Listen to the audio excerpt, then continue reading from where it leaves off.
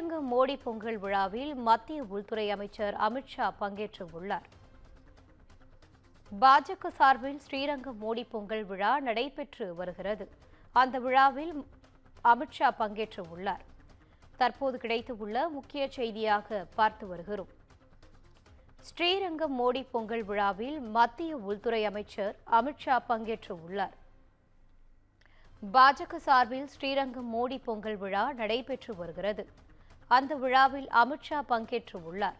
பரிவட்டம் கட்டி அமித்ஷாவுக்கு உற்சாக வரவேற்பு மற்றும் பானையில் அரிசியை கொட்டி பொங்கல் வைத்தார் அமித்ஷா. தற்போது கிடைத்துள்ள முக்கிய செய்தியாக பார்த்து வருகிறோம். ஸ்ரீரங்கம் மோடி பொங்கல் விழாவில் மத்திய உள்துறை அமைச்சர் அமித்ஷா பங்கேற்று உள்ளார். இது குறித்தான கூடுதல் தகவலோடு இணைகிறார் எமது செய்தியாளர் சிவகுமார். வணக்கம் சிவகுமார், தகவல்களை பகிரலாம். நடைபெறவுள்ள பொங்கல் திருவிழாவை அடுத்து பார்த்தீங்கன்னா தற்போது 2 நாள் சுற்றுப்பயணமாக தமிழகம் வந்துள்ள மத்திய உள்துறை அமைச்சர் அமித்ஷா என்ன பண்ணிருக்கிறாங்க அப்படின்னா, திருச்சியில இருக்கிற மன்னார்புரம் ராணுவ மைதானத்துக்கு வந்திருக்கிறாரு. இதுல நம்ம ஊர் மோடி அப்படிங்கிற பேர்ல உள்ள பொங்கல் விழாவில் கலந்துக்கிறதுக்காக உள்துறை அமைச்சர் வருகை தந்திருக்கிறாரு. 2 நாள் அரசுமுறை பயணமாக அந்தமானிலிருந்து தனி விமானம் மூலம் நேற்று திருச்சிக்கு வந்தடைந்த அவரு அங்கிருந்து புதுக்கோட்டை பகுதியில நடைபெற்ற பொதுக்கூட்டம் ஒன்றில் கலந்துகிட்ட நிலையில இன்று 2வது நாளாக